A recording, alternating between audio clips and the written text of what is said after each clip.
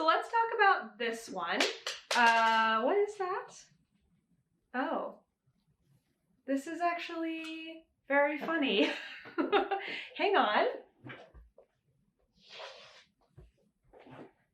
This is an M&M that I found in my project bag because I was eating M&Ms while I was knitting at the movies.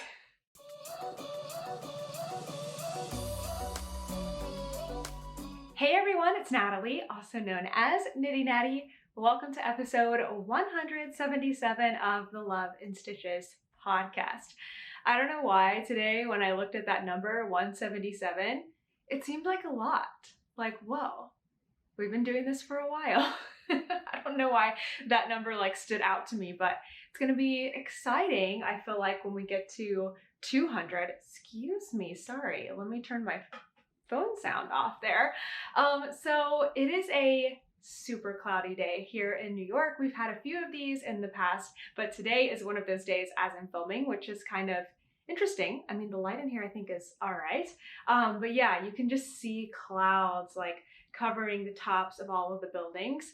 Where we live, not from our bedroom, but when I step outside, I can see the Empire State Building. And this morning, it was just completely cut off at the top. It's like the clouds are an eraser and just straight line, erased the top of it. It's very, very cool.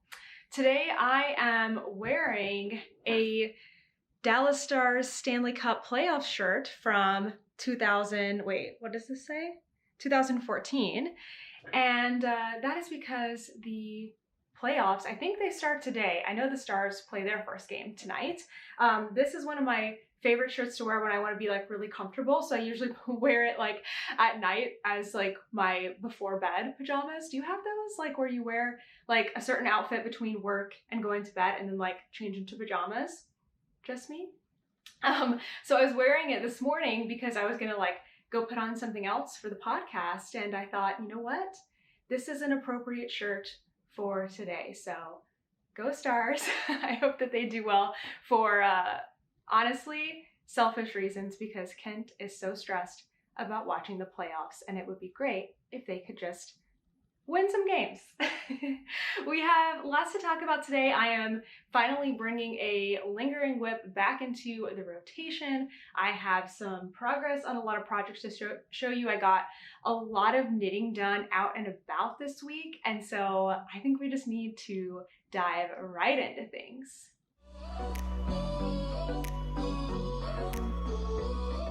Let's start today with actually a design. So I have been working on my mini crochet yarn cozies for the past couple of weeks, and I am very pleased to say that the pattern is now off to testers, and this pattern is going to be coming out on May 1st. We're also going to have a cozy along that will include all of my cozy patterns, the bottles, the cans, the knitted versions of the yarn cozies, but I am working right now on finalizing the 20 and 50 gram size crochet cozies. So they're not actually completely finished. I have some finishing work to do. I'm not 100% sure where I was last week when I showed them, but I did finish this. Is the classic 50 gram, which is single crochet. And I think the contrast I-cord looks so good. I'm loving these colors together. I used leftovers for all of these, which is great for my scrap-free 2023. I then finish, and you can see I have finishing work to do, but this is the 50 gram ribbed version with the same color I-cord, which looks really, really nice. The ribbed one is nice and tight. I mean, both are pretty snug on the skein, but the ribbed one really holds things in really nicely. What is that? Then I did a 20 gram classic version. I think I had to rip and redo some things from last week, but that's what it looks like with nothing in it. Again, have some ends to weave in. And then finally the 20, I think I said 50 gram, I meant 20 gram ribbed version here. It still needs its I-cord. I have not done the I-cord yet on this one, so I've got my yarn still attached, but the rib just holds things really nice and tight. So all of these guys 50, 20 gram, 50, 20 gram are going to join my Yarn Cozy patterns on May 1st. So I'm really excited about that. My testers are wonderful and doing so great. I've been trying to share as many of their stories as I can on Instagram. So if you've been following me there, I've been posting lots of different versions. We're getting things, you know, finessed and tweaked and finalized. The pattern also comes with a full video tutorial. It's actually a video tutorial that was in the 100 gram version of this pattern, but it's all the same techniques, just different numbers. So I'm using the same video. And then I recorded a new tutorial on the double magic loop. Wait, hold on. Why do I always forget what it's called? Double magic ring to start the cozy. And that is just a technique kind of like the magic ring or magic circle, except it has two like circles around, so it's a little bit stronger, that I have learned recently. So that one is already live here on the channel. But if you get either the 100 gram Yarn Cozy, Crochet Yarn Cozy Lite pattern that's already out, or this pattern that's going to be coming out on May 1st, it will have that full tutorial included with the pattern that's on my private channel. So that feels really, really good to have all of those things done and ready, and testers are working on it. So I am so happy to be crossing that off of my list.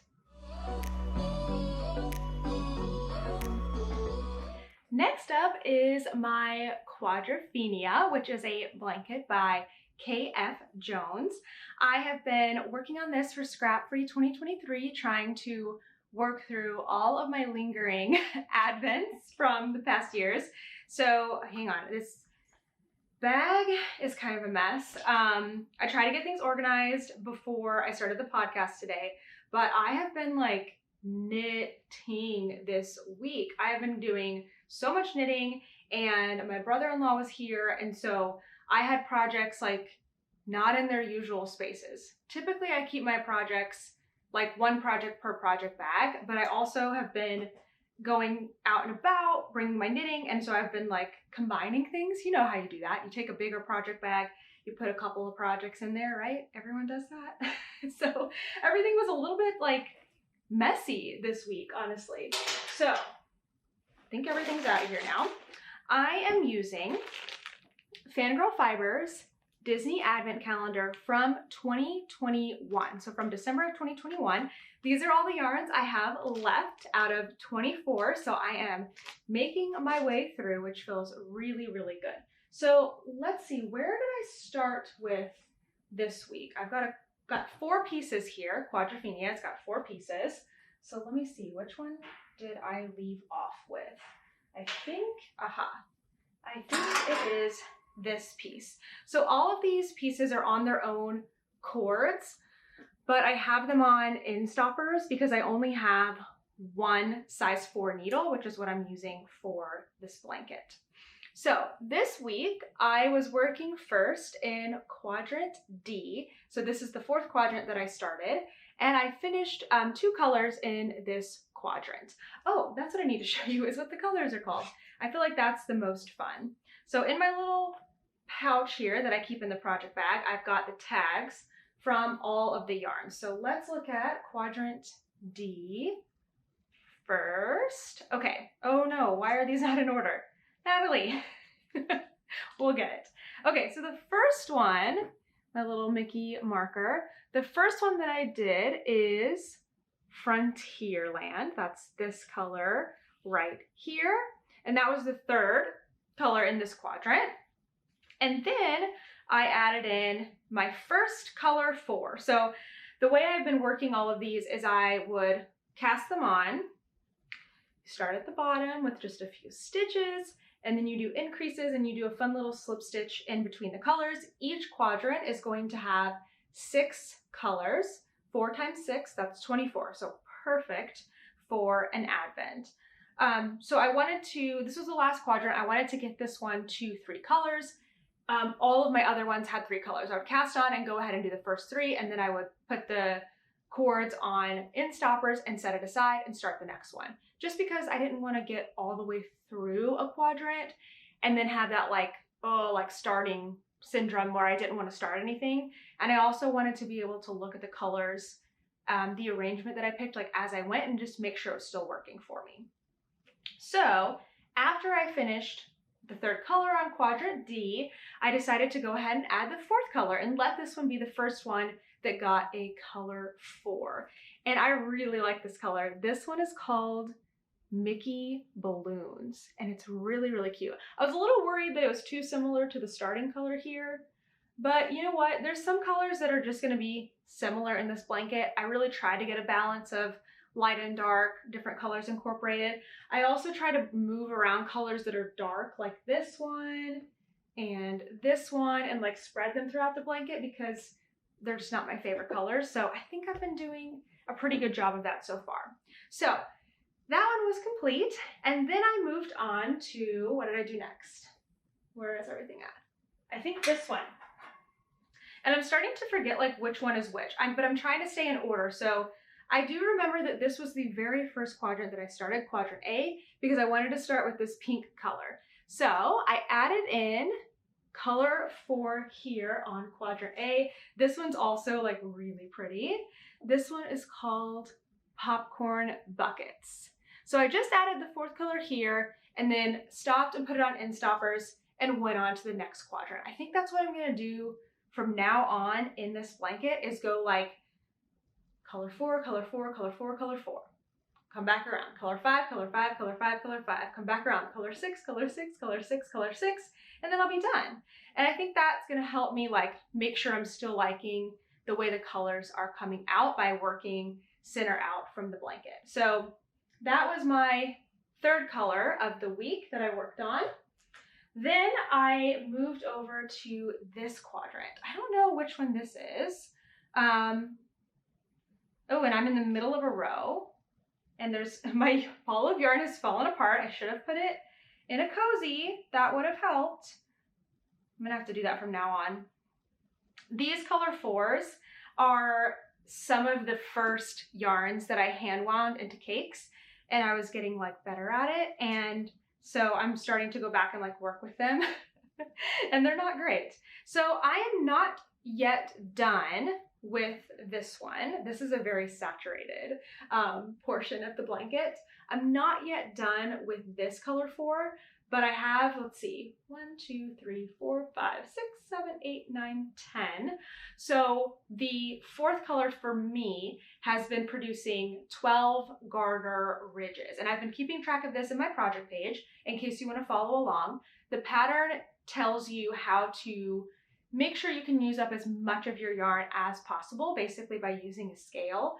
And so I've been keeping track of, for me, how far 20 grams is getting me on each color. I just have to do it for the first quadrant and then I just copy that for the other ones. So I think that it was like 19 garter ridges, 14 garter ridges, 12 garter ridges. So my prediction is that the next color may be like 9 or 10, then the next color may be 7 or 8, and then I'll be done. This color, let me make sure, Main Street. Yes, this is my quadrant C. I guess I skipped B. I don't know. I just picked the next thing. This one is called Haunted Mansion. And it's super, super fun. And that's where I ended this week. So I got through 3 and a little bit, or 3 and almost to 4 colors this week, but I'm technically still 1 color behind because my hope was to do all of the color 4s this week. Again, I'm really close on this one. My final quadrant, I have not yet started working on color 4. I mean, I've inserted it in, but I haven't done any work on it since I did that. And what is this one called? This is quadrant B. This one is called Liberty Square.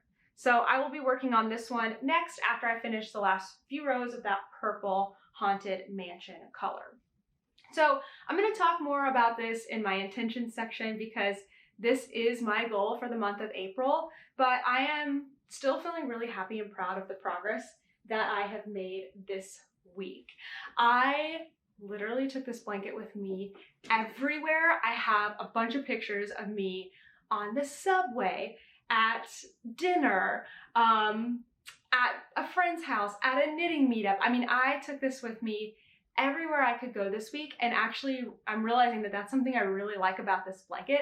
It's going to be a small blanket, like when it comes to the end of the day, it's not a huge blanket, but because it's knit in pieces, it's so portable, and that's been really, really great for my knitting. So I am like 3 weeks into this project. I guess I'm 4 weeks in to the project, and I'm still really enjoying it, and I still have like high hopes that I am going to get it finished this month.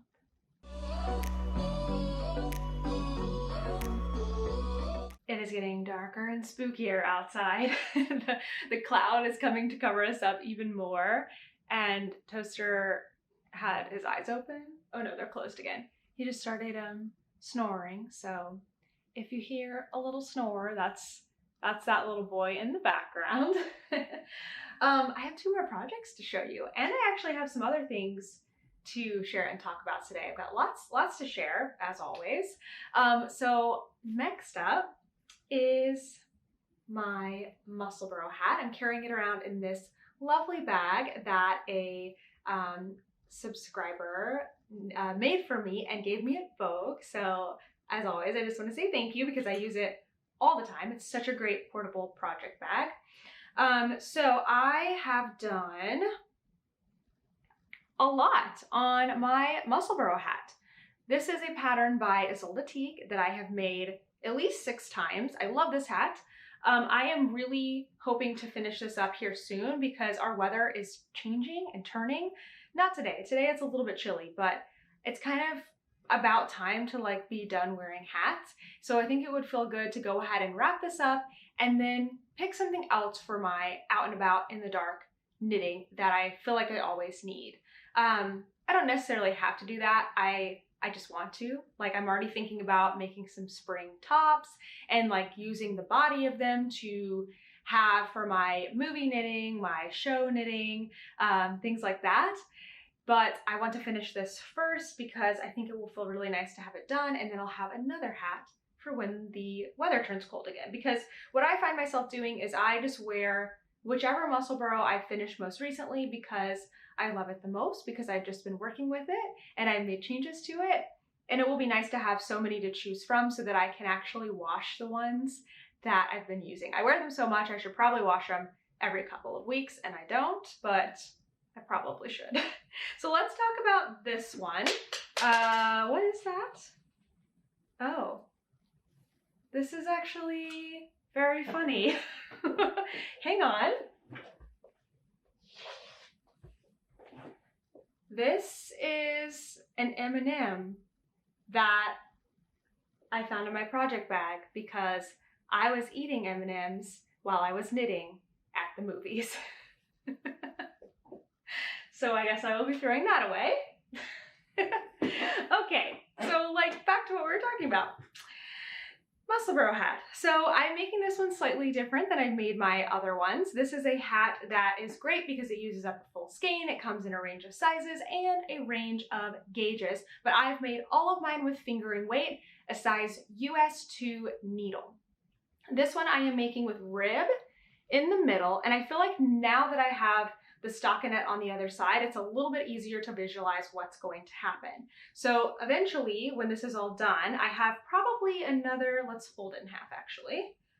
Fold this up. Okay. So if I fold things in half, they're gonna get folded in half, but one end of the hat will get tucked inside the other.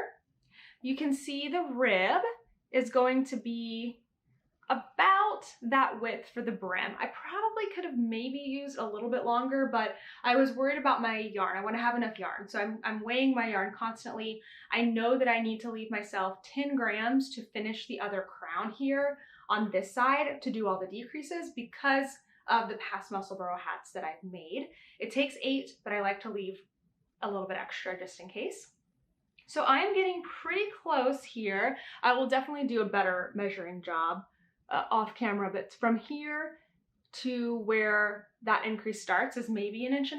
So I probably have about 1.5 inches of stockinette left to do, then I will decrease, and then this hat will be done. So when it's worn, this part will fold up and be rib. It will fold up on that side, or if I'm wearing it the other way, it would fold up like this.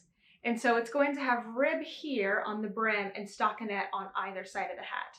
I feel like this is a really great solution to the other hats that I've done where I did rib all on one side. This is a lot easier because you just have to do rib for 6 inches in the middle and you use less yarn that way. So I will be reporting back and putting the notes in my project page as I work through them, or as I finish the hat and like get all my final measurements and stuff.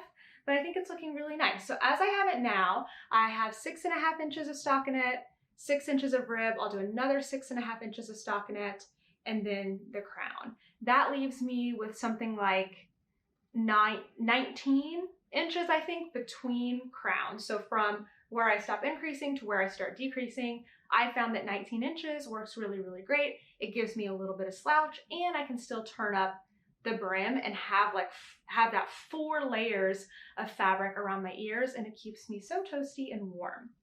This yarn, by the way, is from the Little Wolf Knits. It is a custom colorway that she did for our Love and Stitches members in January.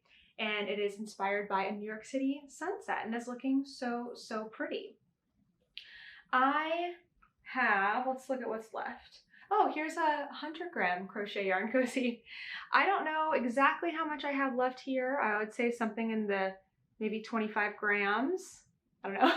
I like to think that I can like guess because I use the same weights of yarn all the time, but I don't really know. I will weigh this later because I do want to kind of check in and just make sure I don't need to start the crown a little earlier than I was estimating. I hope I left enough yarn for myself to complete all of the sections to match and mirror each other, but you just never know. So this project went out and about with me a lot this week as well. Basically, I would work on my Quadrophenia anytime I was sitting. So if I was on the train, if I was sitting at dinner, I could pull out a larger project. But if I was on the move, for example, walking around the zoo, I would work on my my hat. If I was, where else did we go this week? If I was walking around the Metropolitan Museum, I got a ton of inches done on my hat then. We spent about 5 hours there this week.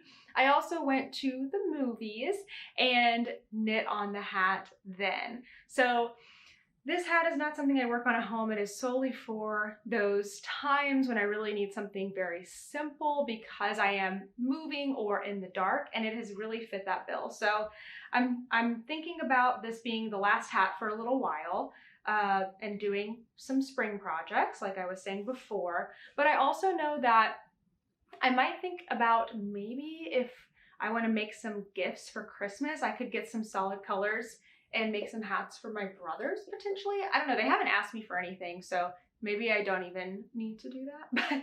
But I like to have that easy, simple project that's just always ready. It's so important just to have that. I also want to make some socks, but that may be coming in the future in a little bit. So the Musselburgh, I think it's so close to getting finished. I think it has to happen this week.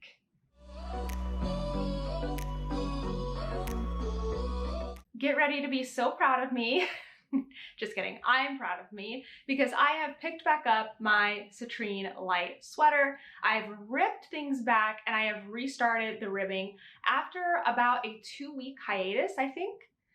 I can't remember exactly how long it's been since I have actively worked on this whip, but it has been a little while. And the 2 weeks is just what I can remember. I think there was also at least a week in there where I was blocking it and trying to figure out what to do. So it's probably been more like 3 weeks or a month since I've worked on this.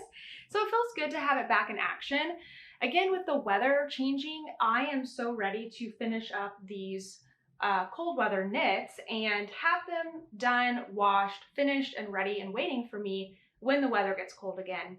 And I'm ready to start working on some spring stuff. So I feel like I'm kind of wrapping up loose ends and feeling really, really good this week about actually getting on top of all of my knitting. I was talking about this with a friend that knitting is such a reflection of what is going on in my life, and I've been sharing that I've been having a hard time for a couple of weeks, and my knitting was showing that. It was showing that I was just working on the same things. I wasn't in the brain space to take on something challenging like making decisions on a project, swatching for a project, ripping out a project. Like that was just too overwhelming. And so it's a reflection of that I am in a better place and able to do some of those things, which feels so nice, more like myself. So here is my Citrine Light sweater. I have found that tucking the sleeves in while working on the body is so helpful to making this an easier thing to work on. I know we don't all like knit our sleeves before we finish a sweater, before we finish the body of the sweater. Usually patterns are written in order of like work on the body, make the sleeves, make the neck, but you don't have to go in that order. This is something that was revolutionary for me when the first person I saw do that. I'm like, you can? But I do have the sleeves both finished with tails hanging out because they are slightly long. I need to see once I finish everything if I still like the length. If I do, I'll just weave in these ends. If I don't, it's much easier for me to pull them back with the ends left out. So I just take the sleeve and pull it to the inside of the sweater so that while I'm still working on the body of the sweater, the sleeves are out of my way, and it's just easier to keep like rotating the sweater around when it's more of this shape. So that's what's going on here. I also have 2 balls of yarn attached, and what I've been doing is keeping one of the balls of yarn again inside the sweater and the other one on the outside. The reason I have 2 balls of yarn is that I have been piecing together leftover bits from the sleeves, and then I got a new skein of yarn and I wanted to incorporate it in without just adding it abruptly. So I've been alternating my skeins. So that's why I have 2 balls attached. You can also see that the yarn is very, very wrinkly because I ripped things out. So here's what's going on. Did I say that this was the Citrine Light by Emily Green? If not, it is. And all of my projects are linked down below with more details. So here's what's happening. I mostly finished the sweater. I blocked it without binding off. I'm so glad I did that because then I tried it on. You can see me trying it on right here. I tried it on and I just wasn't super happy with how it was coming out. I felt like I needed at least another inch of length. I also didn't like how where the ribbing hit me. I feel like the ribbing started a little too late. I also felt like as I was binding it off, I did start to bind it off doing a tubular bind off. It started to look very wavy, like it was rippling. So the pattern has you increase right before you start the twisted rib at the bottom. You do not change needles for the ribbing because it's meant to be a looser fitting sweater. And when I went back and looked at the pattern page, the pattern like on the designer looked great. When I went and looked through some of the project pages though, on some people, the ribbing was looking very ripply and wavy. On some people, it looked fine. And then I found, I think, 2 projects that said they eliminated any increases before the ribbing and just knit the ribbing with the same number of stitches that they had in the body. So I decided, I'll pick this yarn up because it keeps falling out of the neck of the sweater on the other side. Don't want to roll over it with my computer chair here. So I decided that it would be a good idea for me to try to re-knit the ribbing and try to fix some of those things that were bothering me. I showed this in a podcast again several weeks ago, and a lot of you gave the same advice to me to try ripping back the ribbing, so I have finally done it. So the way that I did that is I took a smaller needle and I went through and I picked up stitches everywhere, or I picked up a row where I wanted to rip back, which was about 1/2 inch into the stockinette. So I've already done that now, but imagine like the sweater was finished, no needles were on it. I went like 1/2 inch back on the stockinette, used the needles to pick up stitches all the way around, and then I frogged back what I had done so far. I then didn't do any increases, and now I have started again on the ribbing. I have about close to 1 inch of ribbing, I think, going right now. I have been working on it every single day. And what really encouraged me is that one of you sent me a message on Instagram, or maybe it was on YouTube. I don't remember where the message was, but you said, why don't you try working on it for 30 minutes a day?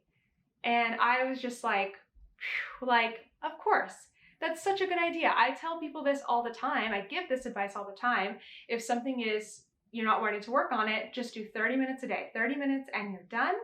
And you're gonna make so much more progress than you can even imagine. Because a lot of times I know that I will put off something until I feel like I have enough time to do all of it. Not that I thought I was gonna sit down in one day and do all of this ribbing, but you kind of put things off because it's such a big task. But then if you're just like, I'm just gonna do 30 minutes today, 30 minutes tomorrow, eventually you're gonna finish it probably faster than if you had waited a really long time until you had a longer stretch of time. So I loved that advice, and I think that was at the point where I was already starting to rip it out. I needed that brain space to sit and think and then do that. It probably took me an hour to get it ripped out and everything like resorted and back to where I needed it to be. But once that was done and the new yarns were added back in and I got my ribbon going, it's been very, very easy to just pick up and work on for 30 minutes a day. The only thing that slows me down a little bit is that I'm also using the same needles that I'm using for my Quadrophenia blanket. So I have only the one set of needle tips. And I know I could buy more needle tips or I could buy another needle, but I don't want to because I want to keep my tools very, very simple. So what I've been doing is I've been working on this sweater for 30 minutes in the morning while I read. So at night when I'm finished knitting, I bring this sweater, I take my needle tips off of the blanket that I was working on, and I put them on the sweater so they're ready to go in the morning because I don't want to fuss with doing that in the morning. And then as I do my knitting and reading and coffee that I do every single day, I knit my 30 minutes. And then the next time I knit, which is usually at lunch, I will switch the needles back over to the blanket and work on that for the remainder of the day and then repeat. So it's gonna take me a little while to get this finished, but I am happier that I'm just making forward progress, even if it's slow. And I'm really hoping that now that I've taken out those increases, I can get more length from the sweater because I had like 60 more stitches for all of those rounds. So I'm hoping that means I can get a little more length out of the rib, a little more length out of the sweater. I will put it on tubes, try it on again, and then if it's good, I will finally bind this sucker off. Real quick, I want to share with you something new that I have been trying. I am 31 years old and I feel like I still don't know what to do when it comes to skincare. I struggle with acne, but I'm also starting to notice lines and wrinkles, and I really wish somebody would just tell me what products to use. I found something that is the answer to what I have been looking for. So I went online to Proven's Skin Genome Quiz. It takes about 3 minutes and you just answer a bunch of questions about your skin. It takes into account any of your main concerns, your environment like water hardness, humidity, and UV index. Then you get a custom formula just for you that includes a cleanser, a day moisturizer with SPF, and a night cream. Then it comes delivered to your door in a cute little box. Everything came just for me on my little formulation card. So my main concerns are different kinds of acne and then just oily and dryness on my face. Each of my 3 products have been totally customized for me and the concerns that I want to address. My cleanser is actually a cleanser, toner, and exfoliant all in one. It includes ingredients like salicylic acid for fighting acne, lactic acid to brighten and reduce dark spots, and witch hazel extract to help reduce inflammation. My cleanser has like a teeny little bit of scrub to it, which I really like. It feels really fresh in the morning, but also gentle enough to use at night. Each custom set also comes with a daytime moisturizer that includes SPF to help protect you from the sun. My day moisturizer includes zinc oxide, which is a natural sunscreen ingredient, and it also has a really nice smell to it. The night cream is the one that really packs a punch in my custom formula. Mine includes 2 different serums and is also a moisturizing night cream. Mine includes sulfur to remove dead skin cells and clear pores for treating my acne. It also has tea tree oil to help with blemishes, and it has granite active retinol, which has anti-aging and acne combating superpowers. Everyone's formula will be different because it is customized completely for you. Another thing that's really great about Proven Skincare is that you can choose to grab your customized set as a one-time purchase, or you can save by getting it as a subscription.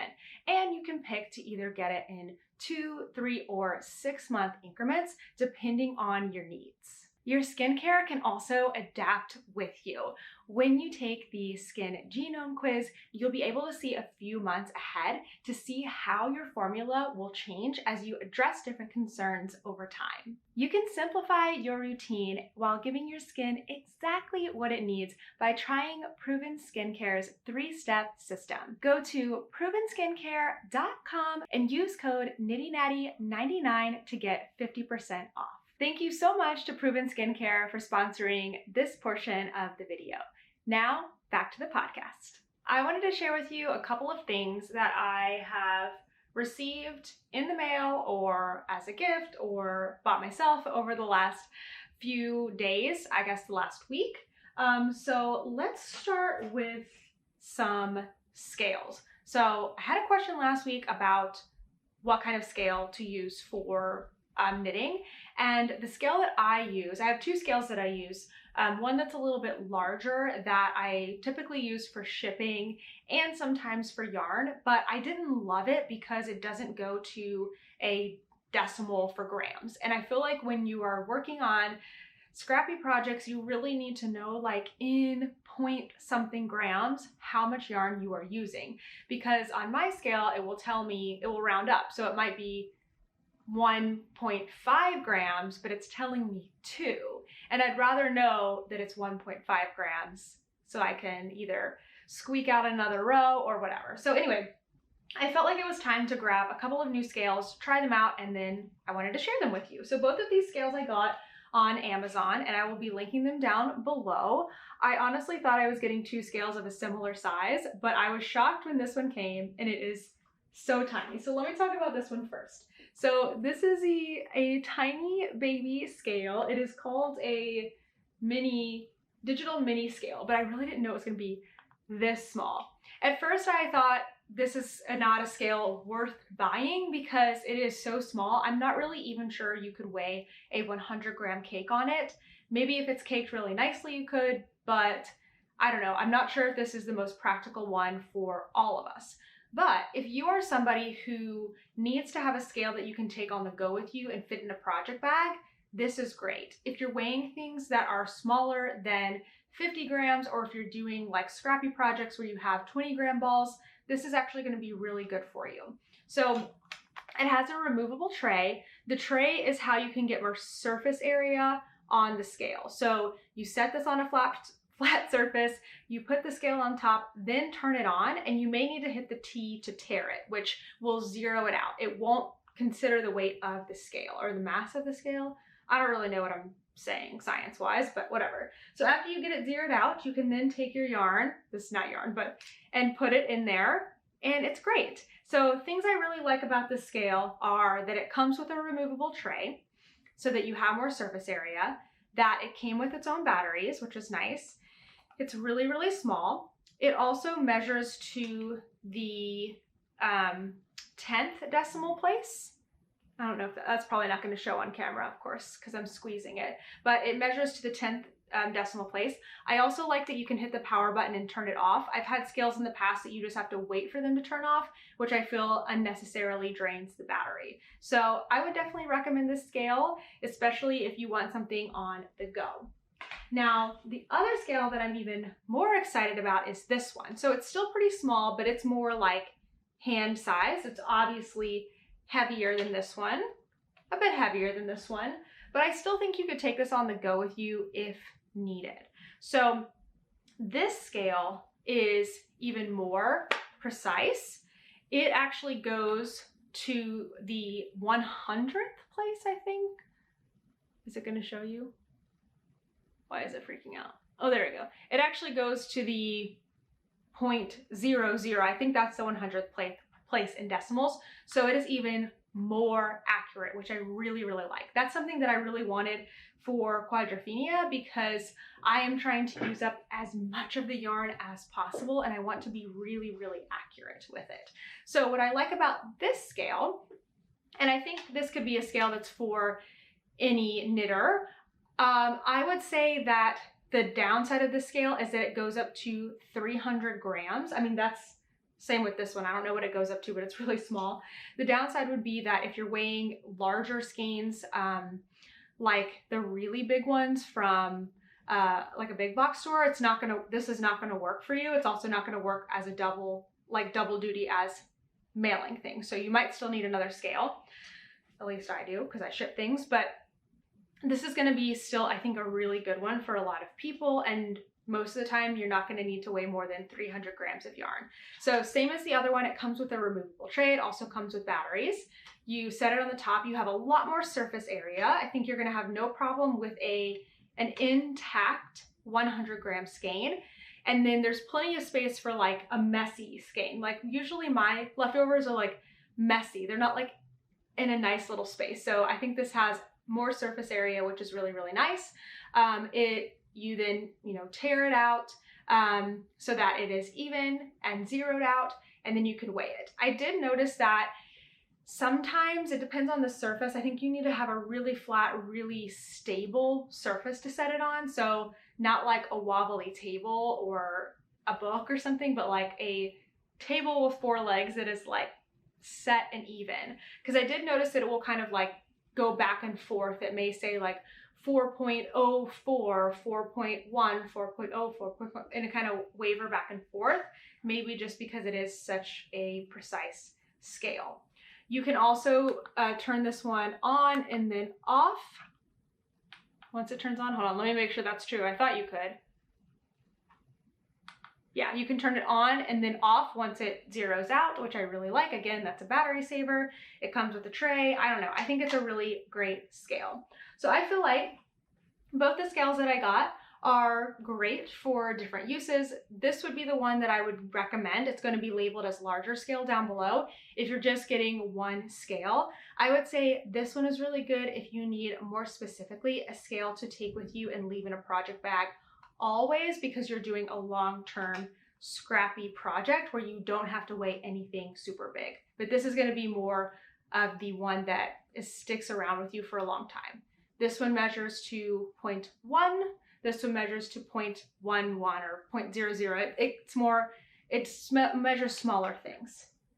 Hopefully that was helpful and made a lot of sense, but I just wanted to share with you those scales that I found. Okay, what else came in the mail?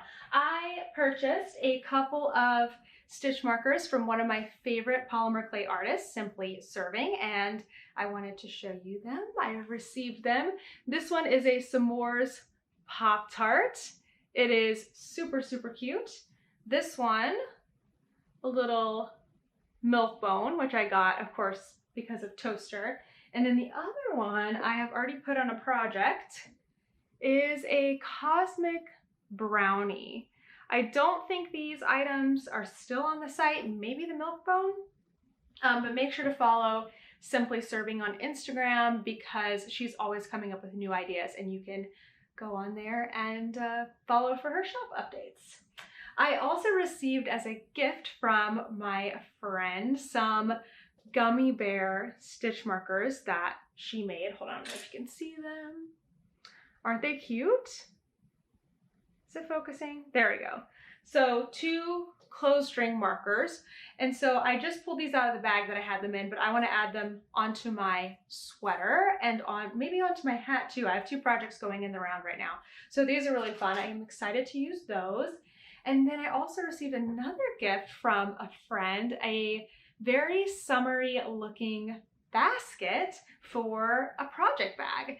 I think she said it was a planter, like that's what it's intended to be, but I think it's really cute as a project bag. I feel like you can put your arm through it like that. I have no idea where this is from. No idea, but it's really cute. It's really sturdy, flat bottom, and I feel like it's gonna make a great summer project bag. So that was really fun to get a couple little gifts, get some new scales, get some new accessories. See, there's all the things that you can get that fill that newness that's not yarn, which I feel like I've been collecting a lot because of my stashing down goal. So I love getting new accessories and new things. It has been a really fun week for that. Let's talk about intention. So I've been feeling really, really good lately, and I feel like I am doing the right thing this month with where my intentions are going. So every single month I have been, for 2023, I've been picking 3 things to work on in 3 different areas: business, personal, and yarny/knitting. This month I've decided to forego a personal goal and just focus on my mental health and working on that, and that has been going great. But I have been making progress on my business and my yarny goal, so I wanted to talk about that. So my business goal this month is to work on my website. For a long time I've had knittynatty.com, and then I started another one because of the services that I need for my membership and my courses, and I just kind of let the Knitty Natty one fall by the wayside. So I am making it a point this month to get my website refreshed and up and running, so it's kind of like a one-stop shop for anyone that I could send there. So if I meet somebody at a yarny event, I can say, hey, just go to knittynatty.com. You'll find all of my different links. Also, for all of you, I can have one place to send everybody that you can branch off and then find my patterns, my YouTube channel, my courses, my membership, all of that stuff. Doesn't that sound nice? So it's going to be a process. It's probably going to take me longer than just this month. I've just been making little tiny chips away at it. So last week I actually started my new website and just got like a base template going. This week what I did is I worked on switching my domain. So I don't know, this is maybe too much website information, but when you have a website, you can use like the website provider, or you can have your own domain. So I have purchased knittynatty.com, but since I'm creating a new website, I have to switch it over so that knittynatty.com goes to my new website. So I started working on that this week. It's not completely turned over yet because I don't want to cancel the other one until I'm ready to switch, but I've been working on that. And then I sat down and I just created a list of everything that I want to be on my website so that I can start creating those spaces. So some of the things I came up with were, I want it to go to my Ravelry pattern page. I want it to go to my YouTube channel, my make-alongs, an about page, courses, and the membership are going to be like the, if you like drop down a menu, or maybe it will be on the side. I haven't quite figured out how I want to do that yet, but that gives me a starting place so I can start creating those areas, and then I can kind of develop each one like one by one. I'm also going to be enlisting Kent's help in all of this too, because he actually has more education in website building, whereas I just have the ideas and like what I want. So we're going to be slowly working together on this over the next little while, and it's going. It's not like a 1 week kind of a thing, because it's not the most important priority every single week, but I do think it's going to be nice to have that all done. And then I've been working on my yarny goal. Actually, let me get my notebook here where I have been keeping track. So my yarny goal this month is to knit 4 colors per week on my Quadrophenia blanket. Technically, I have done that this week. I mean, I have about 5 rows left on one color, but I technically did knit 4 colors this week. So technically, I know I've said that a bunch, but I did do that this week. However, I am one color behind where I want to be. Ideally, I would be starting the 5th color of each quadrant this week, and I still have to finish up one color 4 and do one more color 4, but it's okay. This next week is going to be busy until Friday, and then we are going to be driving to Tennessee for my brother's wedding, and we're going to be there for a little over a week. So I'm going to have lots of time to knit in the car. I'm probably going to have a lot more knitting time than I normally would have at home because I'm not going to be doing the house things that I normally do, like clean, and I won't be working as much and all of that stuff. We're going to try to work as much as we can this week and not have too much to do the week of the wedding, but as always, we'll have a little bit to do.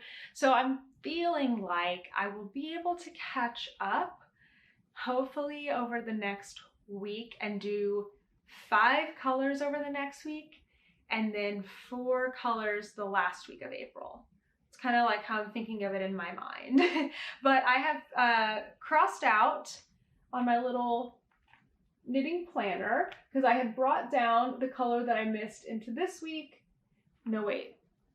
I had brought it down into this week right there, I think, right? Yes, right there. So I got that done, the 12th color, and I've done 13 and 14. I'm almost done with 15, so I'll need to bring 16 down to this week.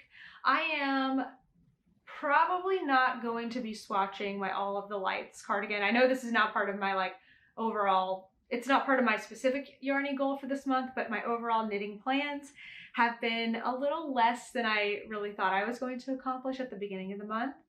And that's really okay. I've been thinking about maybe starting a spring top first before doing All of the Lights because I just want to have something going that's really easy. I don't know. I need to think about that. But that's for a little ways from now when I start thinking about what I want to do in May. I've kind of written off April as finish the blanket, finish Citrine Light, finish my hat, and then we'll go from there. I don't need to get all of these things done. I need to work on what's working for me. So it's going, and I feel really good about that. One more thing I wanted to mention here, because it is a knitting goal, not a monthly one, but it's actually my 6-month goal, is Scrap Free 2023, and I let go of some scraps this week. So I have a picture of all of 2 gallon size bags of scraps that I gave to a knitty friend. I went through my scrap drawer. So when I first cleaned out all my scraps, I had things that weren't really scraps, like my advent calendars. They were minis. They were not leftovers, but meant to go together, and I hadn't used them yet. And I've really been working through those. But I also had leftovers. I had some that were less than 5 grams. I had some that were 5 to 10 grams, or 5 to 15 grams, I think is one of the segments that I did. And then I had scraps that were 15 grams or more. All the scraps that were less than 15 grams, I sent off to other people earlier this year, but I still had this big drawer full of scraps that were larger than 15 grams. They've come in handy because I made all of my cozies. Oh my gosh, that was almost really dangerous. Did you see that? Maybe I should take that out of there. I made all my cozies out of my scraps that were bigger than 15 grams. Most of them take around 20 grams for the crochet versions.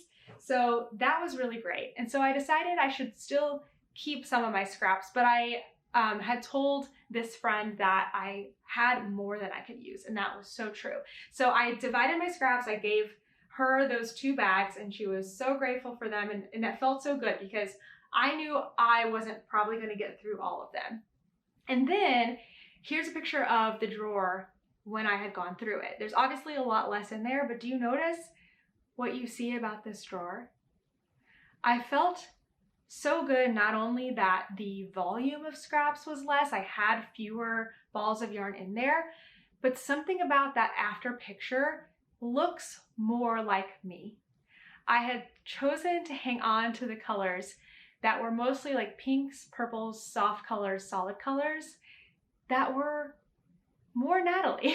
And it just felt so good to like do that separation, like let go of a lot of things that I probably wasn't going to work on. Some of the yarns that I let go of, I actually have done multiple projects with. Like I did the original project, I maybe added it into a scrappy project, I maybe made a cozy, and I still had leftover yarn. So I was like, I'm done with this. I've used it too many times.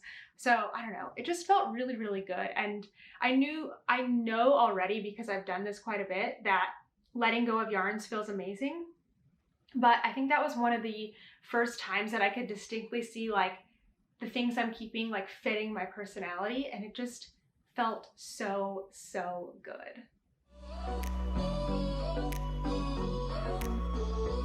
The sun has just come out and it's making me like squint, so apologies as I adjust to the light.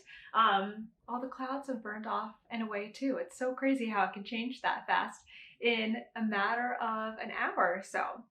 But let's get into the questions. We have some interesting ones as always. The first question today is from Annette. How did you find live knitting and crochet friends when you moved to New York City? You've mentioned your experience in making new friends in general in a new city, which I completely relate to and consider one of the bravest things ever. We have a few local yarn stores in my area, but whenever I walk into those shops during open knit times, I felt like I was interrupting a private gathering. I probably was. Everyone stopped talking as soon as I came through the door. I love the online community and the Love and Stitches Zoom meetups, but it would be so nice to do that in person. Okay, I'm so glad you asked, because I think that there are so many people that feel the same way, and community is so important, and we need to talk about this. So I want to talk about first the yarn store. Okay, if you go to a local yarn shop and you walk in and everyone is quiet and everyone is looking at you, they probably just don't know who you are. And I don't want to say like good and bad, but a community that is about meeting new people will invite you into their space. They will say, hey, come sit at the table. Let me get you a chair. They will ask questions about you and get to know you. It is still hard and difficult, and you have to kind of put yourself out there for that. But if you go into a yarn shop and they turn and look at you and they're silent and they stop talking, it's probably just because you're new and they want to get to know you and they were having a conversation already. So I really wouldn't take that as anything to do with you. But if you come in and they don't invite you to sit and they don't ask you questions and they continue to have conversations around you and don't bring you into that, shame on them. I'm gonna come right out there and say that. It's not necessarily the yarn shop's fault, because it's hard to you can't just curate your community necessarily at a yarn shop. It takes on the most frequent customers, honestly, and that's difficult. But a community that is wanting to grow and wanting to bring people in can still feel a little bit scary at the beginning. I guess that's what I'm trying to say, but they invite you in. So I'm sorry you had that experience. I know you're not alone in this. A lot of people feel that way.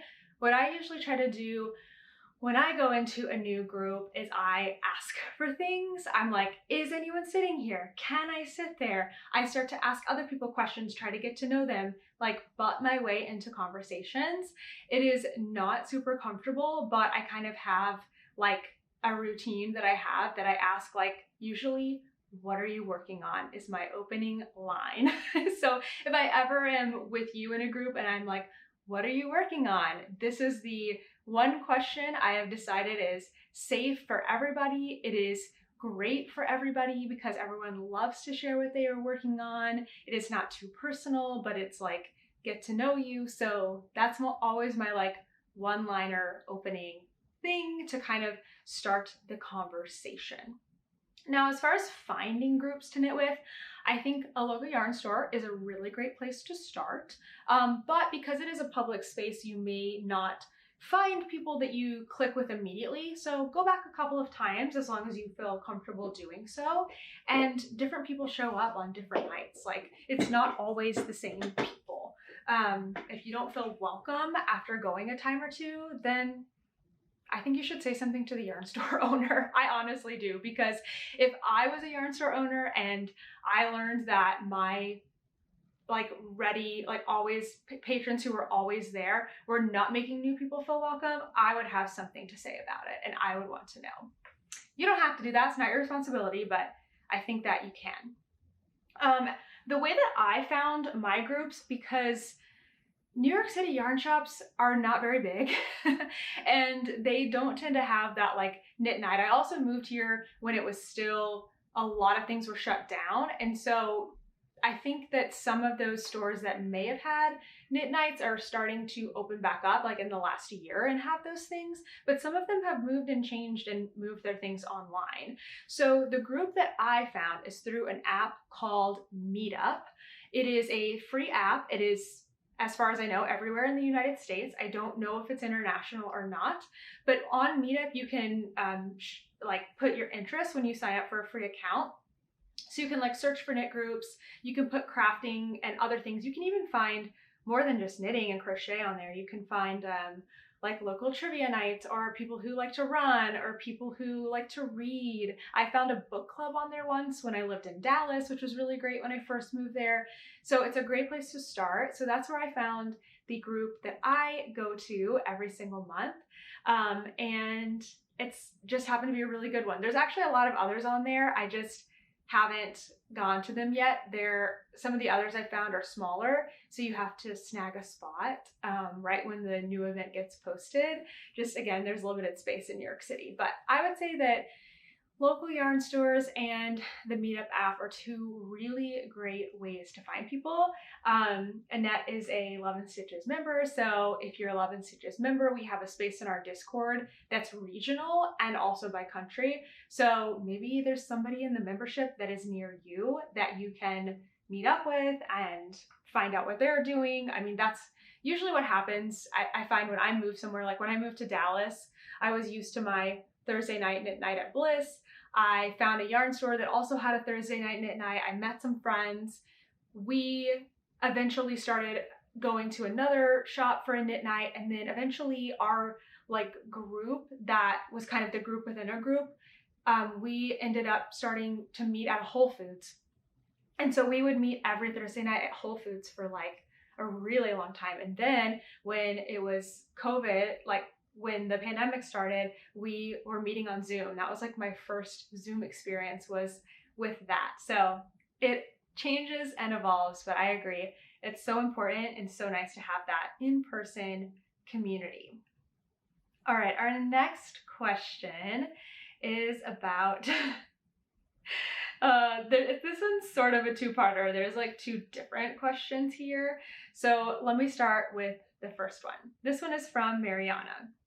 I love that you save your scrappy bits for your magic knot ball. Will you be doing a video or tutorial on your magic knot ball? I plan to start one soon and I'm curious, do you somewhat plan or organize your scraps as you add them to the ball so that you don't have too many of similar colors or shades in a row? I always enjoy your podcast so much. So inspiring, thank you.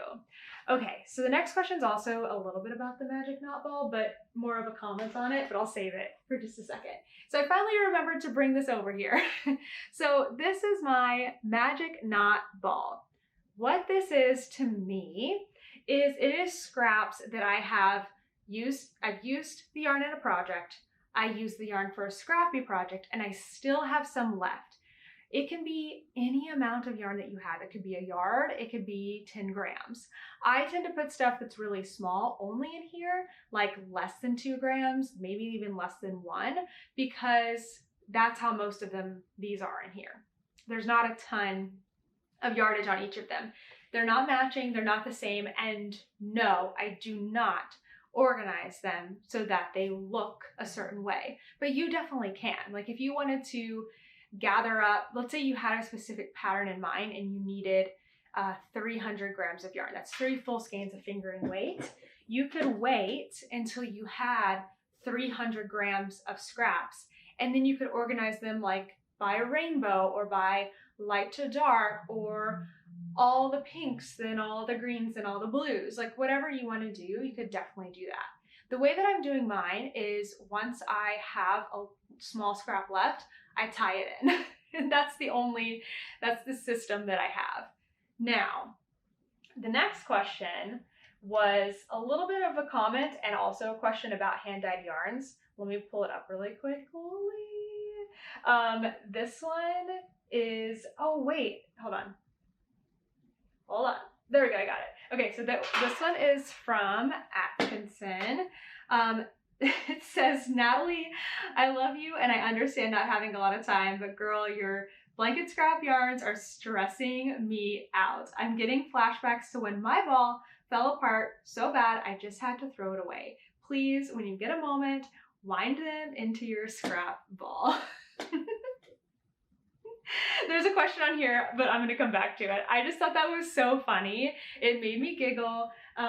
Where are my scraps? So the blanket that I'm working on, Quadrophenia, I am like 12 colors, is that right? 16 colors in, and I've just been throwing the scraps into here. They're kind of messy, but don't worry. I can still find each single one. I'm not too stressed about it. Some of them are actually wound a little more tidily. I am not worried about it. It's okay. It's gonna be fine. It's gonna be great. I hope to put them in my magic knot ball. Maybe I'll work on it some in the car on the drive that I'm gonna have next week. But going back to Mariana's question, I think I said Mariana the first time. I think it's Mariana.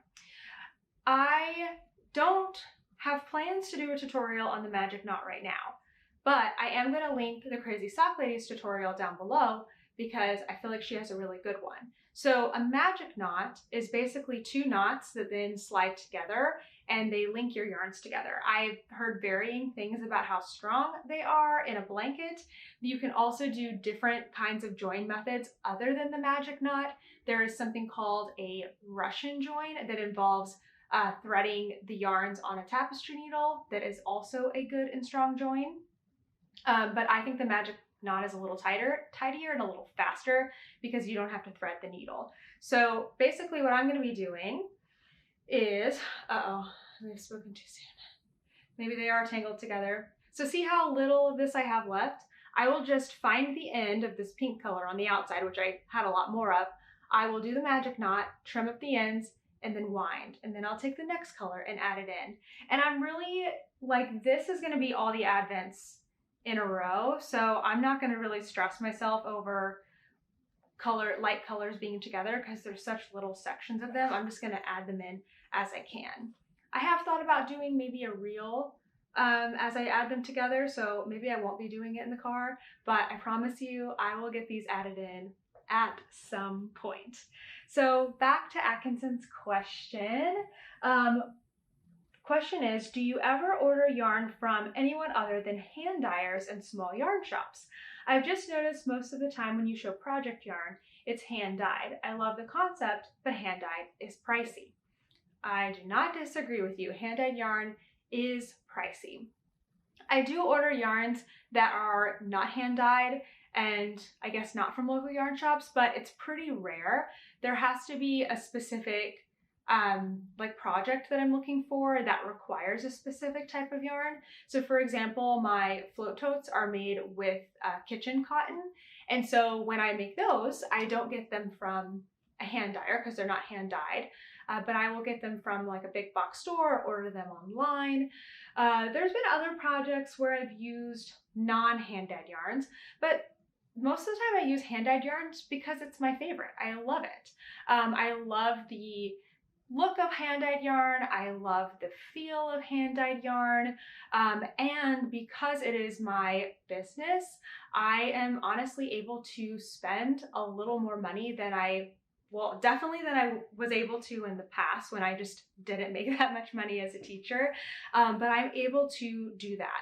I also don't buy yarn a lot. Like when I buy yarn, I'm spending usually a bigger bulk of money at a time, but I'm not doing that very often. I actually spend less on yarn now than I did a few years ago when I was stashing a whole lot more.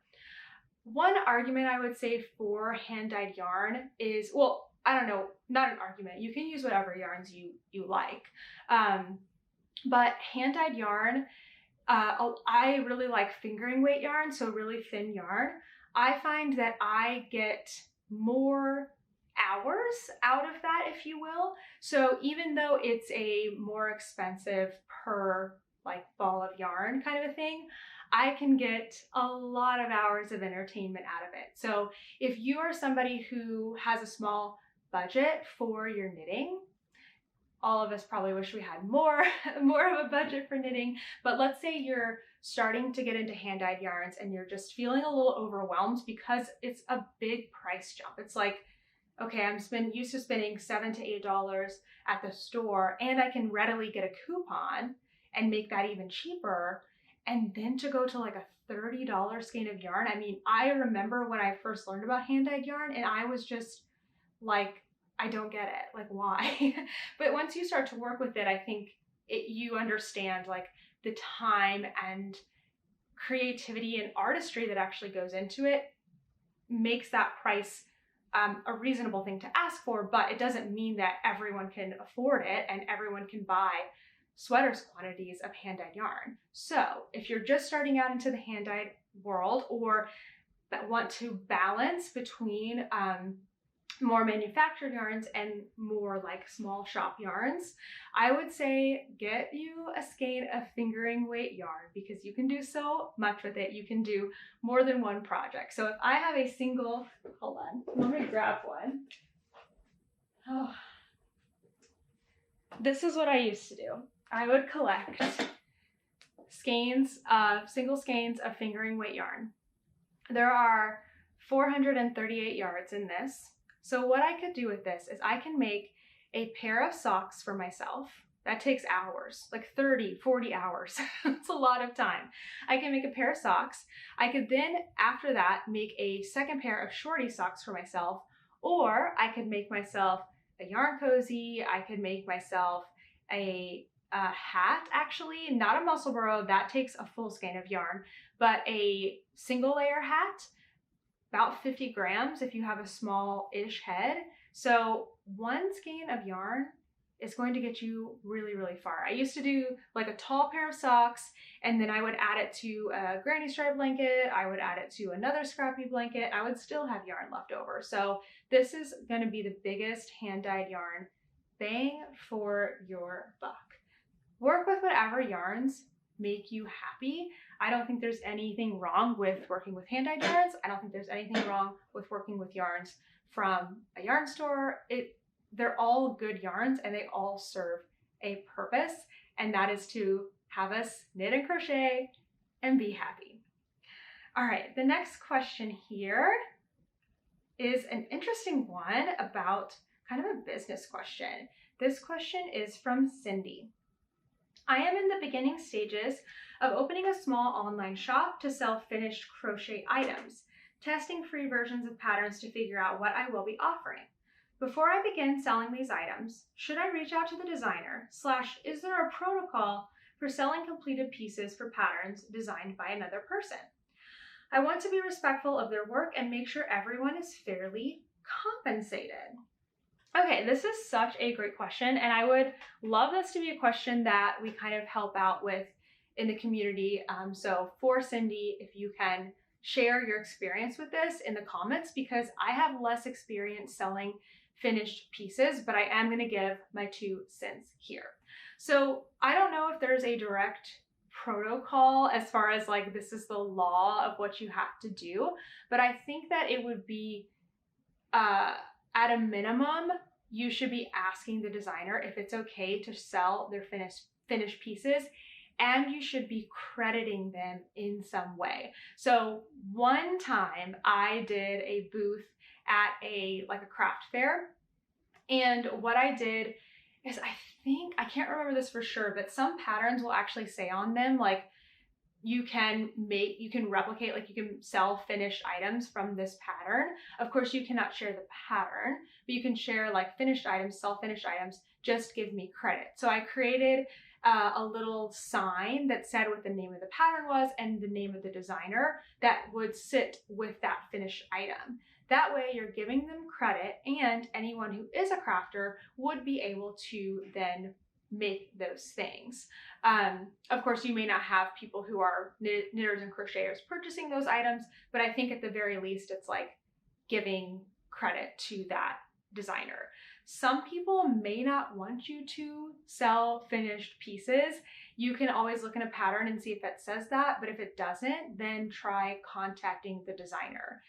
What I don't know is if you would actually have any like legal repercussions for doing that, because I don't know, it's tricky. I mean, let's say you were making something that was a trademarked thing, then you would have a problem, because if you sold it as what it was trademarked for, like for example, Mickey Mouse, like if you were making and saying like, this is a Mickey Mouse thing, that's not true, because you have to be officially licensed by Disney for that. So I know you're not trying to do that, but I don't know if there's really that level of protection in this world of knitting and crochet. I would say for most things, you're fine to just sell them when you make them, but don't sell them as yours. Make sure you're crediting the designer and telling who created the original piece, and never ever share the pattern. So for you, what I would say is reach out to each of those people and just ask them, tell them what you're going to be doing. Go ahead and say that you're planning to credit them in a specific way, and then hopefully you will get a response from them, a go ahead, or maybe they're like, but I would also like you to provide a QR code for people to like scan and go to my site, or scan and go to my pattern page. I don't know. If it were me, like if you wanted to sell yarn cozies, for example, please go for it, but just let people know that it's what the pattern is called and where they can get it. That would be what I would ask from you. This next question is from Linda. I always enjoy your podcast. My question is, when knitting a tube for socks, how do you decide how many inches to measure before you start the heel? Linda from Tennessee. Okay, a sock question, I love it. So you're asking about how many inches to do before the heel. So my clarifying question for you is, are you knitting the sock from the toe? That's kind of what it sounds like if you're going toe up, because then you need to have a set number of inches to fit your foot. Or are you talking from the cuff down? So let's start with the easier one. I'm going to answer both. If you're knitting the sock from the cuff down and you're trying to figure out where to start the heel, there's actually a lot of factors that you need to come into play. Obviously, the height of the sock, but also the type of heel that you are making. If you're doing a heel flap and gusset, you're going to have more depth than if you do a short row heel. My preference is the Fish Lips Kiss heel. It's a short row heel. It doesn't have as much depth. It is pretty small. Like when you wear it, it's like less than an inch sometimes. So that's going to factor into where your cast on edge actually lies on your leg. So a general rule would be, if you want a taller sock, I would say at least 6 inches, maybe more, but that's something you almost have to play with for yourself. You can measure from the floor to where you want your sock to be on your leg, and then maybe subtract out a couple of inches if you're doing a heel flap and gusset. I'm not 100% sure, because that is not the type of sock that I do all the time. But if you're doing a short row heel, you can probably figure out how many rows are in that heel and kind of do the math to figure out how long you need it to be. I would always give yourself probably an extra ½ inch or so, because as you actually put your sock on and it stretches, it will lose some length. So if you're talking about going from the toe up where to put in the heel, that one's a little bit trickier, but I actually have a better answer for you on this. So a general rule of thumb is that you start your heel 2 inches before the end of your foot. That doesn't work for everybody, but it is a really good place to start. So if you can take a piece of paper, a piece of cardboard, and stand flat on it, trace your foot, then you can measure from your longest toe to the back of your heel. Then you can subtract 2 inches from that. Whatever that is, that's how long you need to knit your toe and the like tube part of your foot before beginning your heel. This is for a short row heel because that's typically what you do for a toe up sock. But if you're doing one of those like integrated gusset things, you may need to start earlier than that. I really can't say because that's not the type of sock that I do. If all of that sounds like, okay, that's really cool, but I want to know more specific, I actually teach this in my Perfect Fit sock course. This is exactly what the course is for. We do a cuff down sock, not a toe up sock, but I actually show you all the measurements you need to take. I tell you exactly how to do the math so that you can spit out like a very customized sock for you. It not only includes the lengths, but the different widths of the sock. If you have a larger leg than your foot, you want more stitches on your leg than your foot, and you can do that. So I'll put the link to my Perfect Fit Socks course down below. It is now always open, so whenever you want to join in, those videos are pre-recorded, they're there, and then I provide live support through emails and comments, so you still have a lifeline if you need it, but all the information is there in that course, and we've now had, I think, over 200 people go through it and learn to make perfect fit socks. So again, that will be linked down below. Okay, last question here, and this one is a fun one. Okay, this question is from Sophie. Hi Natalie, I was having a little look at your Ravelry project pages and saw your wedding shawl and my jaw hit the floor. Stunning. My question is, how do you store something special and sentimental like that? Also would love to hear more details about what your wedding was like. You mean the shawl? So, I store my shawl like this. I knit this 6 years ago for my wedding. I did not have a veil. I decided to do a knitted shawl, and I think it turned out so beautiful. I have a picture of me wearing it right here. I'll show it in more details in a second. I actually have another picture to show of it held out, but that's a professional photography photo from my wedding. So literally this is in my closet in a Ziploc bag. It was, there must be a hole in this bag somewhere. I might need to put it in a new bag because I did have it like squished and all the air out of it. So yeah, must be a hole in that bag somewhere, but that's how I have it stored. I used to, when we were in our Texas house, I had a wooden frame that was on the wall and the shawl was inside the frame. There was no glass. It was literally just a frame on the wall. And then I ran actually kitchen cotton. Actually, I think it's still in here. Oh yeah, I can show you. Hang on. I ran cotton along the top. Is it still in here? I can't tell. I see like little ties. Yes. So the same color.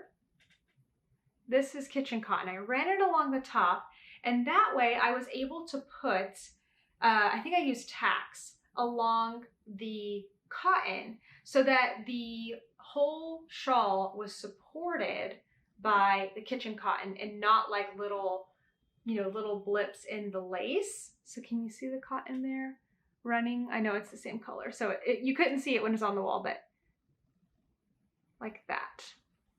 And so I actually had it pinned up on the wall inside the frame, and then I had, I think, one like wing of it kind of out to the side. It had a little, must be, yeah, like one little wing of it kind of out like that. It looked really, really pretty. But here it just doesn't fit our decor, and so it's been in a Ziploc bag for a while. So let me tell you about this pattern. It is the, hold on, I have it right here. It is the Midsummer Night's Dream Lace Shawl by Judy Anderson, and I knit it in about 2 months. We were only engaged for a short time, for about 4 months, so I had a limited time to do it, and I flew through this. I loved it so much. It's very pretty and fairly traditional, but not like massive. It's lace weight, not cobweb weight. Whoa, sorry, I'm like falling.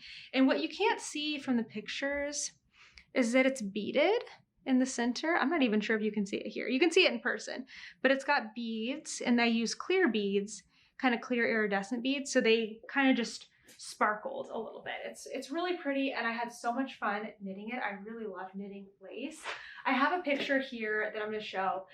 That is when I finished it. I took it in Bliss Yarns. I don't know why I was there. I must have been home in Tennessee doing something. We got married in Texas where we lived, but I feel like I look like a 16-year-old, but I was actually 25 or 24. No, I think I was 25 here in this picture. So I think it's pretty funny. But yeah, so I knitted my wedding shawl, but I also knitted something for Kent. I don't know where it is. It might be in storage somewhere, but I do have a picture of it. It is a tie. Here's a picture of it. You can see like laid out. So I actually picked out a yarn that matched my bridesmaids dresses. So I've got a picture here of the yarn and the swatch from the bridesmaids dresses, and then the ties that all the other guys wore was like all a similar light pink. So I knitted this tie for Kent. The pattern is called Tie by Sarah Cook, and I'll put both the project pages for these down below.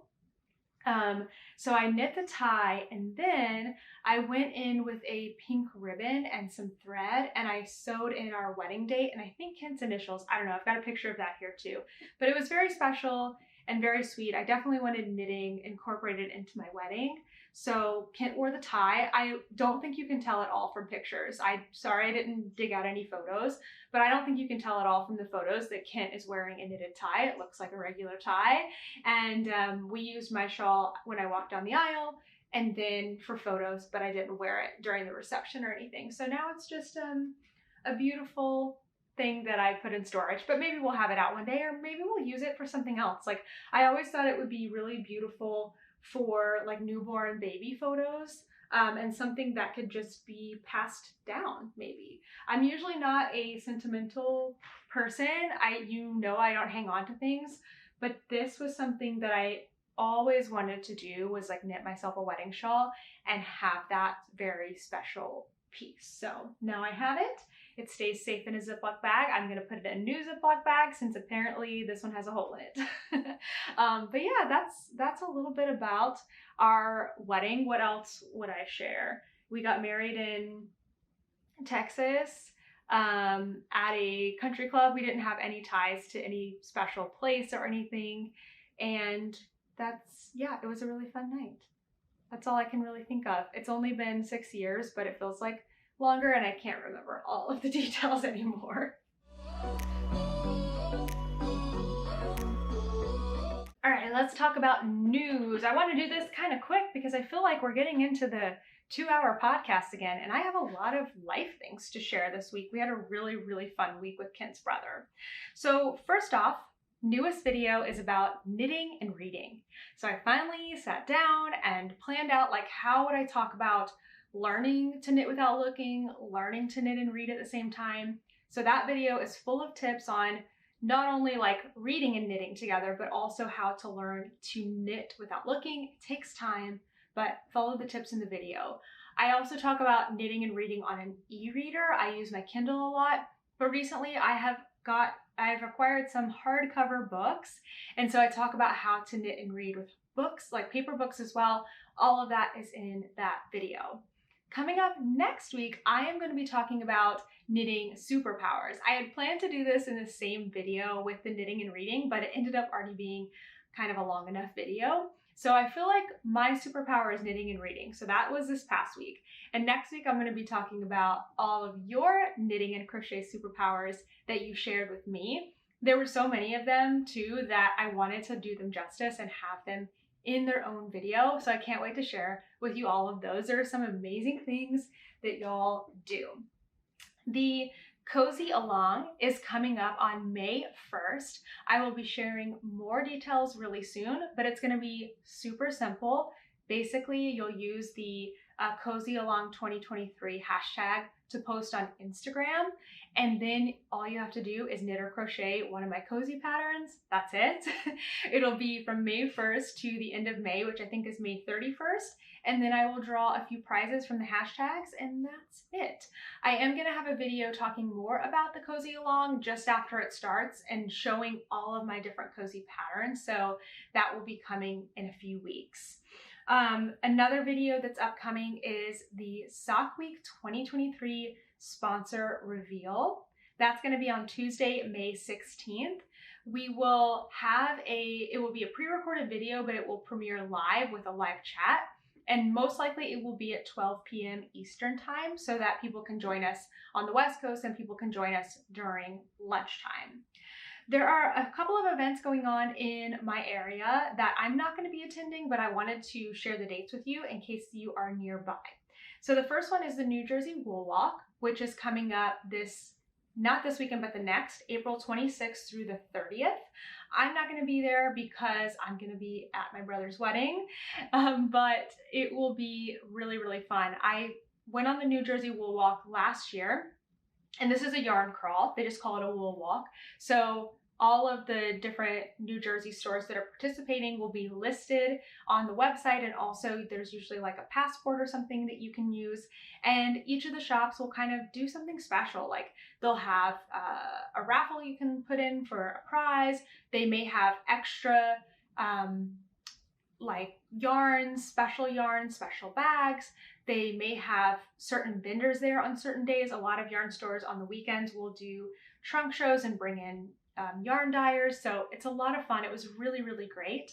If you want to see a taste of what it was like, I will put the recording or the link to the video from last year for the 2022 New Jersey Wool Walk, so you can kind of get a sense of what that was like. We ended up going to 5 stores maybe, I think, on the video, and then I went to a few more. So maybe there's like 8 stores on the video, but there's more than that involved in the Wool Walk. It's a great time. The other event that's coming up is Maryland Sheep and Wool Festival. It is May 6th and 7th. I realize now that I didn't put the location of these, but it's in Maryland. I also went to Maryland Sheep and Wool in 2022 and filmed a vlog, so I'll link that one as well. We had really, really rainy weather, so I wanted to get to go again this year and kind of redeem that time, but it was still a really great festival despite the weather. So I hope that if you're going this year that the weather holds out and it's really, really beautiful. I am 99% sure I'm not going to be there that weekend. I don't specifically have something else going on, but with all the other things I have going on before and after that, I just don't see it being reasonable for me to get down there. We would have to rent a car and board our dog and all kinds of stuff, which makes it quite expensive, even though it's a close by kind of thing. It's like a 4-hour drive. So probably not going to be at Maryland, but wanted to share that in case it works for you. This week was so much fun with Kent's brother here. We did a lot of things that we've done before in the city. We basically ate a lot of different meals. We tried to introduce his brother to different kinds of cuisine. He really likes Caribbean food, so we had some jerk chicken, we had Indian food, we had Chinese food, we had Japanese food, 2 different kinds of Japanese food, pizza, of course. I mean, we just had a great time eating. I kind of had my week divided between like half and full days of work and then like time going with Kent and his brother around the city. I got to go to a lot of stuff with them, which was really, really fun. On Monday, I think it was, we went to the Museum of Natural History. I have been there before. I think I've been a few times, but it's always a good time to go. I got a picture of Kent in front of one of the animal exhibits because I was just having fun taking like goofy photos of him. I actually ended up doing a lot of crocheting while I was on this museum trip because I was trying to get my cozies ready for my pattern testers. So I didn't enjoy the museum as much as I normally would because I was kind of focused on crocheting. Crocheting and walking around is not for me, I've found, because I have to look at crochet, and I also had on a backpack with my computer and stuff because I was like bringing my work along with me, and it was killing my neck. So after that day, I decided, okay, if I need to work, I'm just gonna stay home. But if I am gonna go out, I'm gonna go out. I need to not be combining those things. So got my work done on Tuesday and was able to enjoy more time with the guys. On Tuesday afternoon, I actually met up with a Love and Stitches member, my friend Courtney. We met at Knitty City, which is a yarn store in the Upper West Side, and I basically took her and her husband and her baby and in-laws, they were all there together on my perfect day, which is going to Knitty City, getting a cookie and a latte at Levain, which is my favorite cookie place, and then going to Central Park. The weather was really nice. It was when it got warm, but before it got like 85 outside. And so we sat in the park on a tarp with cookie and latte and knitted for a little bit, and it was really, really nice. I've done lots of social knitting this week and it makes me so happy. I love it. On Wednesday, we went to the Bronx Zoo with Kent's brother, and we basically spent most of the day there. It was so much fun. If you were following my Instagram stories that day, I posted a ton of videos of animals. I love the zoo. I was knitting on my Musselburgh hat the whole time. Not the whole time, I got a little hot, like my fingers got swollen and stuff, but I was knitting on my Musselburgh for a lot of it, and it made it even that much more enjoyable, just like walking around and knitting. It was great. I loved it. On Friday, we went to the Met, but it was my first time at the Met, the Metropolitan Museum, I think. And it was amazing. So I'm not really a museum person or like an art person. I will go, but I'm not like, I would say like it's just not my cup of tea. But I actually loved the Met, and it is I think the biggest museum I've ever been to. I mean, it was just amazing. When we first got there, I was like, oh, it's gonna be like so boring. I had my knitting with me. We were indoors, which was nice because it was when we were at the zoo, it was like 85 degrees. And we were at the Met, it was like 89 degrees. So I was really happy to be indoors. It wasn't super crowded, which was nice. I think there were a lot of people there, but it's just really wide hallways, lots of space, which was great. So I was able to walk around and knit on my hat in the air conditioning, comfortable. And yeah, when I first got there, I was like, this is gonna be boring. But then we started walking through like period, like furniture and like room setups.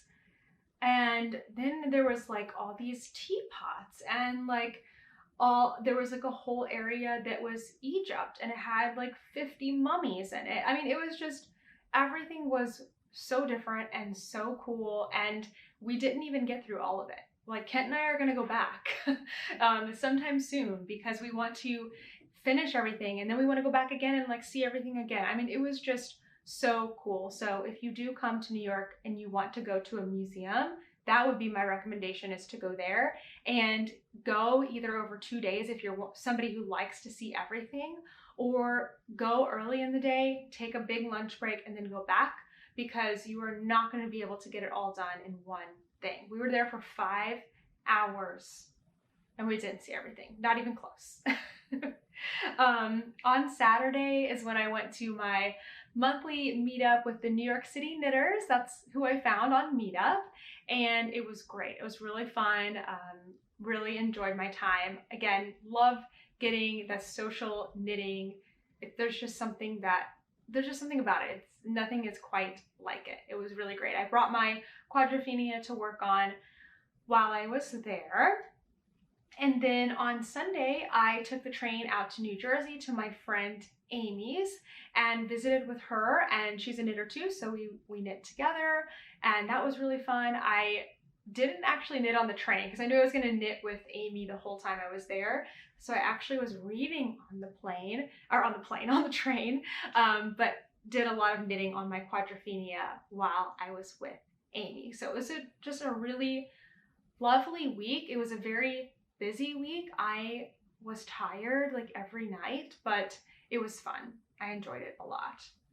So I have finished 2 books actually this week. Oh, I know I was gonna grab, because I have a physical book I can actually show you. Hang on. Let's see. So I finished the cozy mystery I was reading called A Hex for Danger by Esme. Addison, which is the same author of the book I finished the week before, A Spell for Trouble. So it's a really cute book series, cozy mystery. I love them. There's magic in it. I mean, it was just, I really enjoyed it. But now I'm at the end of that series. There's only 2 books. The first one came out in 2019. The second one came out in 2021, and it's 2023. So I'm kind of thinking maybe a new one's coming this year. I actually went as far as to go on Goodreads and go to the author page and like ask that, like, is there a book 3? Because I didn't see anyone else ask that question or get that answer. So kind of hoping that the author responds. I don't normally do things like that, but I'm like, I really like these books, and like, I don't know if this is like a big author. I don't think they are, and I really enjoyed them, and I want to let her know that I really enjoyed them and that I would be so happy if there was a 3rd book coming. So stay tuned for that. I will update everybody in case you decided to read them too. But after that, I decided I wanted to read something a little different.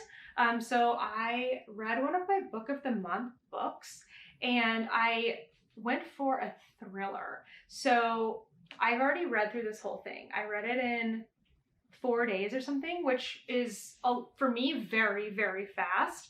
It's 335 pages. So I really liked it. It was really good. By Miranda. I don't know if I said that. So in this book, there is a group of people who survive a car crash when they were in high school. And because they survived this traumatic event, they meet up every year at a beach house. And so the book is really interesting because it goes back and forth between the current time in the week that they spend together and the time when they survived the crash. The week that they're together is going forward in time. The hours of the crash is going backwards in time. So you're finding out information in a really unique way, and I just found it so good. I'm not going to say any more than that because I don't want to spoil anything, but the first night that I read it, I think I read for like 2 or 3 hours and stayed up way too late. And I realized that reading thrillers is not great for me because it makes me feel very anxious. I felt like unsettled until I knew what happened. I felt the stress of the book. I think that means it's a good book and it's like very much pulls you in, but I don't think it's a great match for me all of the time because of my anxiety. And it just was like feeding that. And I wanted to know what was happening. So I ended up reading this book outside of my normal reading time. My normal reading time would be at night before I go to bed and 30 minutes in the morning. And I just was like, I want to finish the book because I want to know what happens and I want to feel the release of knowing what happened to these people. And so I ended up reading it during the day. I ended up reading it on Sunday. I read a lot. I read an entire hour on the way out to my friend Amy's and then the whole 2 hours on the way back. I ended up finishing it this morning and I felt relieved. Literally I felt relieved. As soon as I knew who did what, I was like, I'm good. I'm good now. I can sleep now. That's why I didn't even finish it till this morning. As soon as I knew, I was like, I feel better. I don't know if anyone else feels that when they read a thriller book, but I thoroughly enjoyed this. The author also has a lot of other books, so I may be reading them, but I may also save them for when I can read on a vacation during the day when it's not going to bring me that can't sleep anxiety or can't sleep want to know what's happening next. It's fun, but it's not always practical for every day. So since I'm done with the book, I was planning to take it to one of those little free library things, but my friend Amy that I was visiting said she was gonna buy the book, and I said, well, I'll just give this one to you. So I'm gonna give this one to her the next time I see her. I do not need to hang on to my book trophy. That was one of the things, who did I learn that from? I don't know, that we hang on to books as trophies that we read them. And I'm just not that kind of person with books. Obviously, I'm not that person with a lot of things. So I was so happy to be able to say, as soon as I'm done, this book is yours. It felt really, really good. We also went to the movies this week. We went to see Super Mario Brothers. Wait, what's it called? Super Mario Bros. Movie? Yeah, in theaters. It was so cute. I really enjoyed it. Kent really enjoyed it. We weren't 100% sure if we would love it or like even like it, but it was really, really good. I knit on my Musselburgh hat during the movie and got another, inch or so done. And so it was really, really great. So if you have kids or if you just like the Super Mario Brothers, there was so many fun, there was several different games like sprinkled throughout the whole movie. Again, I don't want to share because I want you to be like, have that same sense of like surprise when you watch it if you do. But I think it was really worth it for both kids and big kids, big kids who remember playing the games. I just want to leave you with a tip of the week. This is something new we're going to be doing for a little while, or for as long as I have things to share. I feel like every single week in my knitting and crochet, there is something that stands out to me that's like, okay, this is something that I learned this week, or this is something that I use regularly that was a game changer when I learned it and I want to share. So it may sometimes be tips and tutorials that I have on my channel, but it also may be things that I am finding and using from other people. So this week, something that I used is, where's my project? Wait, where did it go? Oh, it's over here. Something that I used this week that I think is a total game changer on my Citrine Light, and that is picking up stitches to rip back. This is a tutorial I have here on my channel that I will link down below that is so useful when you have to rip back a large amount of knitting. When you have to frog something like I did with my Citrine Light, I wanted to pull back about 2.5 inches of ribbing. You can do it several different ways. You can just start unwinding the yarn and then you can go and you can pick up all the stitches as they're live.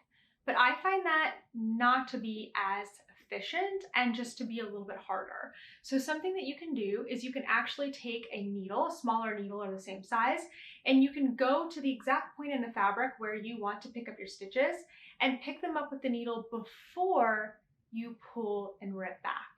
What I do after that, I talk about all this in the tutorial, is after I have all the stitches back on the needle, I usually still do one round of tinking, which is going stitch by stitch and pulling it out. This is a really good way for me to check and make sure that everything is right. Everything, all the stitches are oriented correctly, all of the stitches got picked up, and it just helps me get everything together. As I've been getting better at ripping back, because it does happen often, I don't always have to do that last tinking step, but it's so much easier to rip back your knitting when you already have your stitches picked up for you. Picking up stitches this way is the exact same way that you would do an afterthought heel or an afterthought pocket or all of the afterthought things that you tend to do. You pick up the stitch through the right leg, but there's something about doing it to frog your work that just makes it a lot easier to actually do it. So I wanted to share that with you this week in case you ever find yourself in a situation where you need to pull back several inches of things. You have this technique in your back pocket. That's it for this week.